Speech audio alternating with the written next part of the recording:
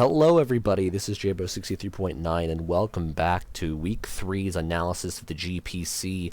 I am joined today by Nacho, aka Heracroshot. and we are here to talk about the entirety of Week 3, who's on top, who was in the lead, everything in between. The draft changes will also be addressed in this video. So, what would you like to say about it, Nathan? We could start with the battles.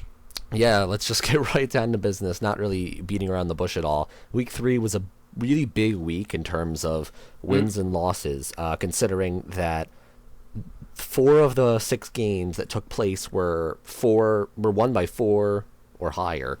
So let's just start off. We have our first battle with Tom, Drizzle to Man, versus the FC Eviton, led by Kano. So really interesting matchup here between the two. Well, So it was.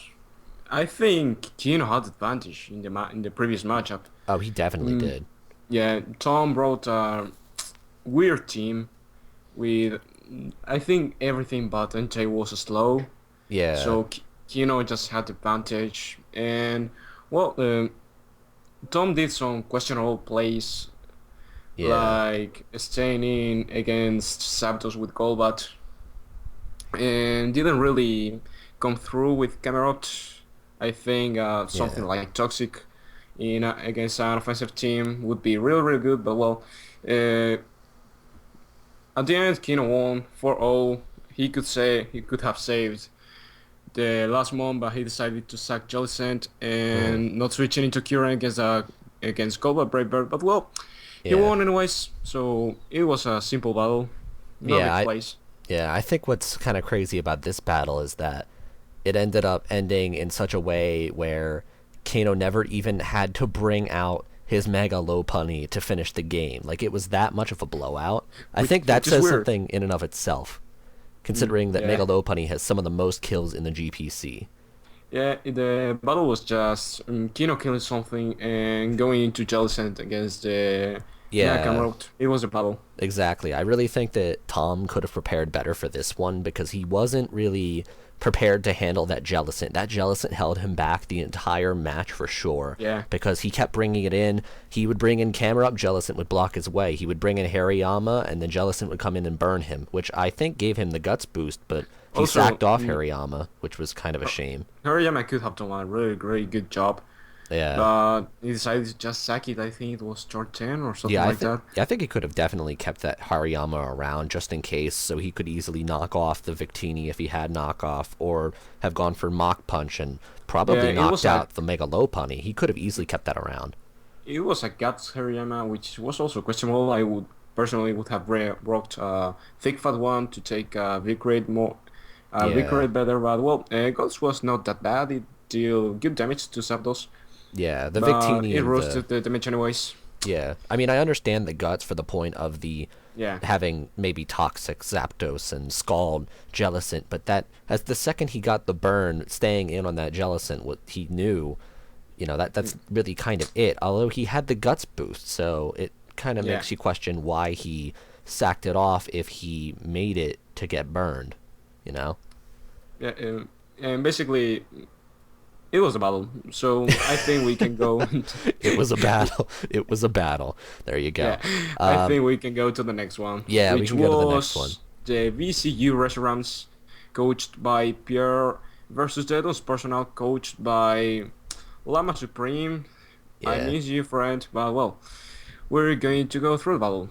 Yeah, this was another blowout, honestly. The issue with this one, at least in my opinion, is that you had 2 pretty solid teams, and for the majority of the game, Sam was holding up pretty well against him, but I think he underestimated the threats that Pierre had on his team. The moment that he brought in that Embor and head smashed, immediately slaughtering Rotom Heat, I knew that was just an underestimation on Sam's part. That was the biggest, the most important turn, because once that Mon was dead, once that Rotom Heat was dead, Military just had to come in and Dragon Dance and sweep. It was that. It was just switching against the counter everything like that. Yeah. And once the Rotom Heat was dead, and Altaria came in, Drunk Dance, and killed everything else. Yeah, and I think that Sam could have used some of his other Pokemon on his team well. He basically sacked off Starmie to hit Thundurus, which, I mean, it was a critical hit, but I'm pretty sure it still would have killed regardless, because Thundurus, Tornadus, rather. Tornadus. Tornadus, not Thundurus. A Hurricane from Tornadus is not something you want to take with a Storm, even if it was bulky or not. He's got Knockoff, he's got U-Turn, he's got Hurricane. You don't want to stay in there. Well, he didn't have the counter. Rotom, he was dead at that point. I think he should have brought something else, because Rotom Heat had to wall, Ember had to wall, Tornadoes had to wall, Altaria. He had a lot of pressure, and he ended up dying. Yeah, and then basically from there, you could just bring in Mega Altaria, sweep the rest of his team, and that's basically exactly what happened. One Dragon Dance, and it was over. So 5-0, huge blowout. Honestly, huge win for Pierre also. Yeah. And well, I think we can go to the next battle. There's nothing else to say.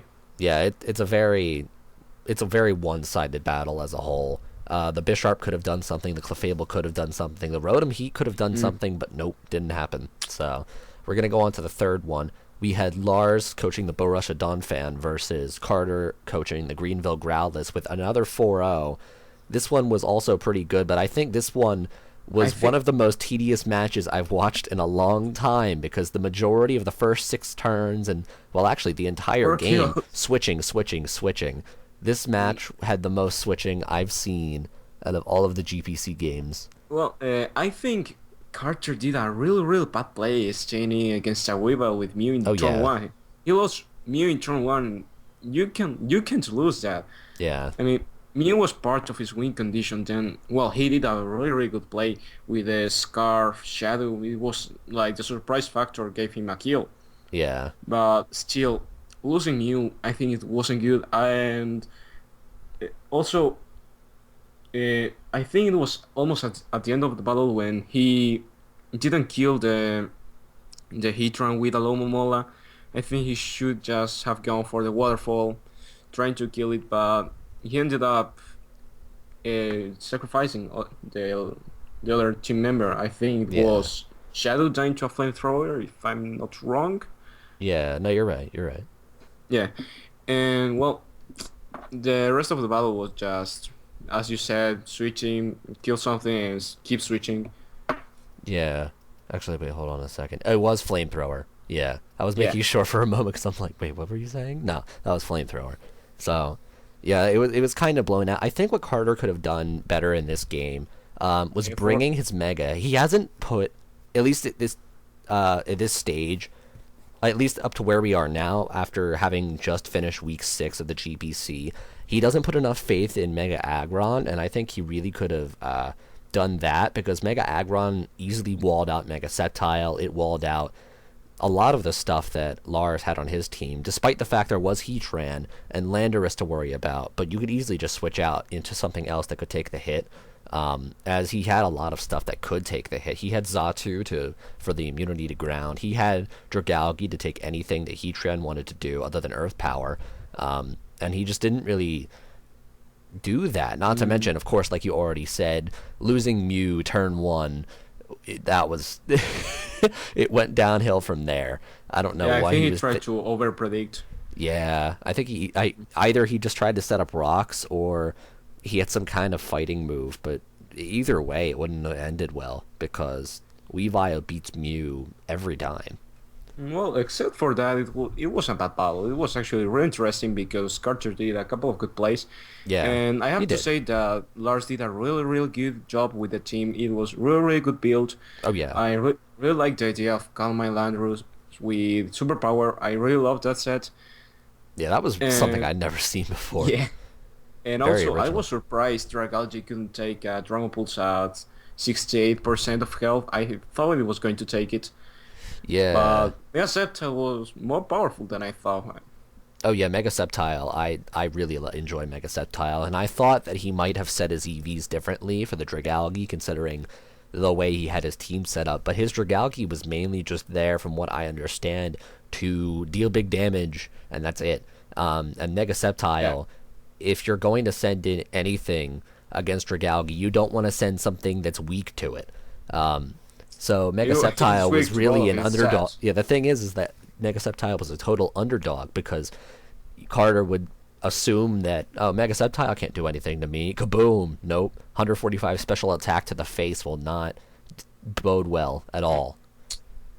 Yeah, well, except from that two things, the battle went really, really well, and I think it was 4-0. No, yes, 4-0. It was a 4-0. It was a 4-0 in Lars's favor. So, good game. That's all I have to say about the battle. Yeah, definitely another good game. So then we're going to go on to the next one. The next battle we had for this week was the Buffalont Bills, with Mr. Sispit, or Miss Sispit. Why did I say Mr. Sispit? And the Swansea City. And the Swansea Master City. Swift. Yes, Master Swift, Sasha, whatever you call them. This was, I think, another underestimation battle. Round 2 was underestimating Mega Altaria, and I think with this one, Sasha really underestimated Gothitelle, because Gothitelle was around for so much of the game, just restoring health, and then calm minding, and then getting more damage off. For those who didn't watch the battle, Gothitelle trapped the Cresselia, which had previously tricked the Choices card, really curious set, and approached that to set up. It was a Steel Talker set with Calm Mind and Shell Ball, and I think it took 2 or 3 kills, if I'm not wrong. It really did a good job. Oh yeah. And also, apart from that, Sithbit played safe. He didn't have to do big predictions. He just played safe with his own work. Yeah. Attack when he had to. Playing safe is the best way to do it sometimes.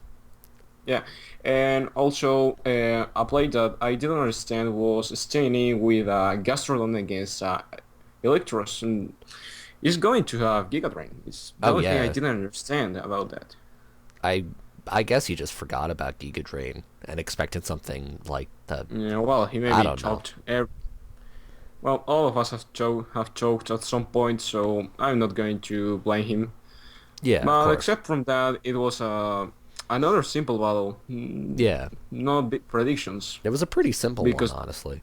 It was a lot of just calm mind and lots of mind games with the Zoroark. That's another thing that was pretty interesting about this one. It was a Scarf Zoroark. Oh, yeah.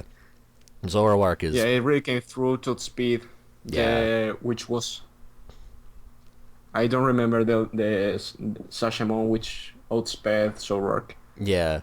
I mean, there were a lot... There was one point he brings in the supposed Lantern. He kept switching between the actual Lantern and the Zoroark, which I think did bode well against his team. So overall, I think Jake played around Sasha's pretty well, but in the end, he did just play safe most of the time. Yeah, Jake played really, really well. Yeah.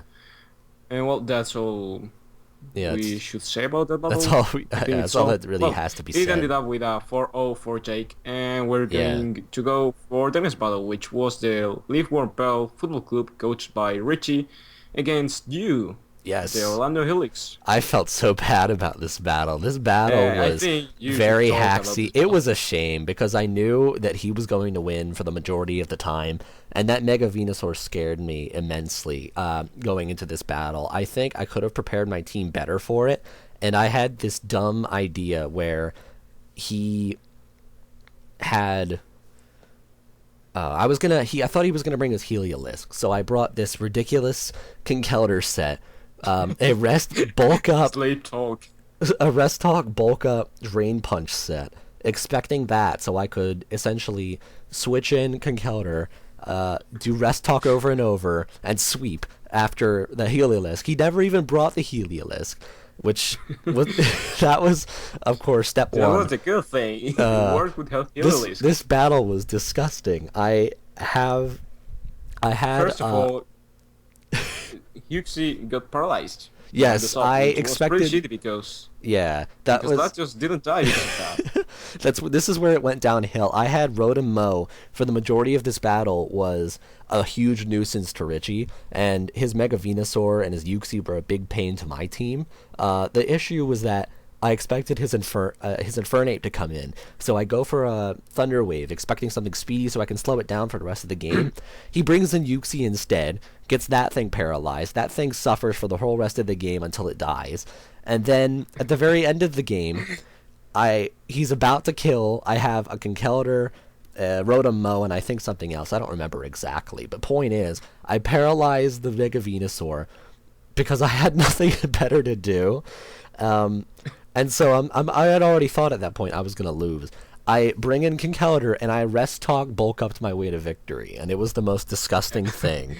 There's a point where Conkeldurr leaves Sludge Bomb with 1% HP. It had literally 2 HP out of the remaining HP. It was ridiculous. I felt so bad. He was Richie pissed. got bothered because of that. He was really pissed at that point, but well, he was cool with that after the battle. I mean, you gotta do what you gotta do to win, but geez, this... Yeah. It was brutal. I felt so bad about it after the game. I really thought... I thought he was gonna beat me. Great. I thought he was gonna beat me, but he got really close to, but it just didn't happen. Conkeldurr set him up, and I mean, Conkeldurr's a crutch for me whenever I have a wall on my team, whenever I need fighting type. Conkeldurr's always been a crutch of mine, and he's really awesome, but I've never used him like that before, and I don't think I'm going to do that again. That's for sure. Anyway. Well, I think that's all you have to say about the battle. It was a 2-0 for Jesse. Yeah. And we're going to go with the last battle, which was mine. Yes. The Texas Savage Staros against the Camburside Garden, coached by Bob. This was not the best, but the most curious battle. Yeah. Well, I'm going to talk about this. I prepared for his offensive threats. Yeah. My team was built to take on everything of his team as a standard set: Dragon Dance, Mega Gyarados, offensive, Rose offensive, what's it named? Offensive Serperior. And well, I was really confident, but then he came in with a really weird team. It was a Trick Scarf. Yeah. Bronzong, it was defensive Mega Gyarados, which didn't even Mega Evolved. It was double screen, Superior, and he really didn't have to make predictions. He just made a thing.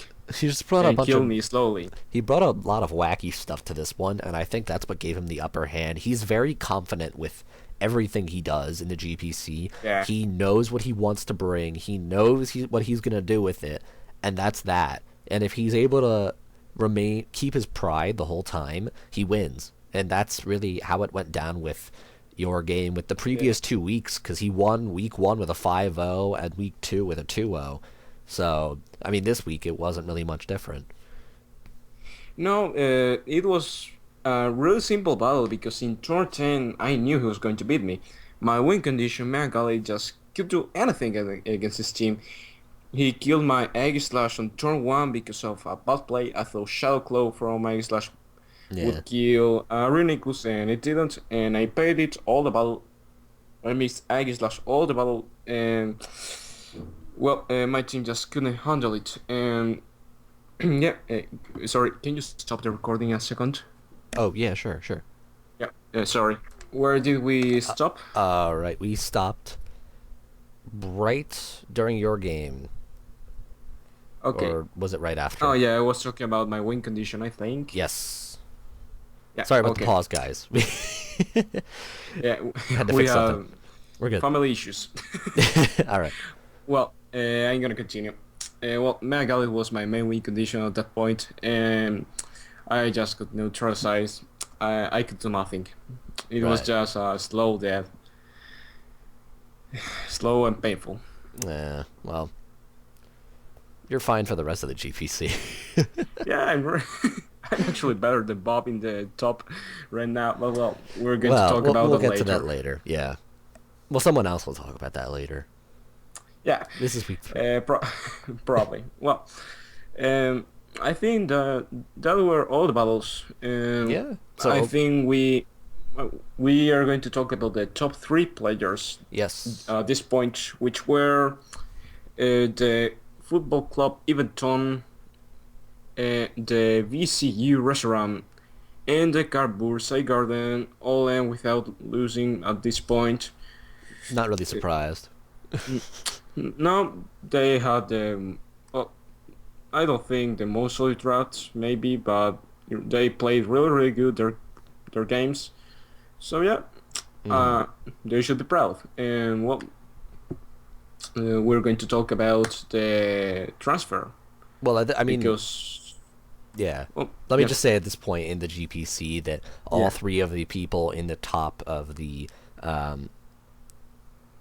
rankings were all they had all won all three of their games, and only beyond week 3 do any of them actually get close to losing, let alone lose a battle. So, just a spoiler for later because it's kind of important.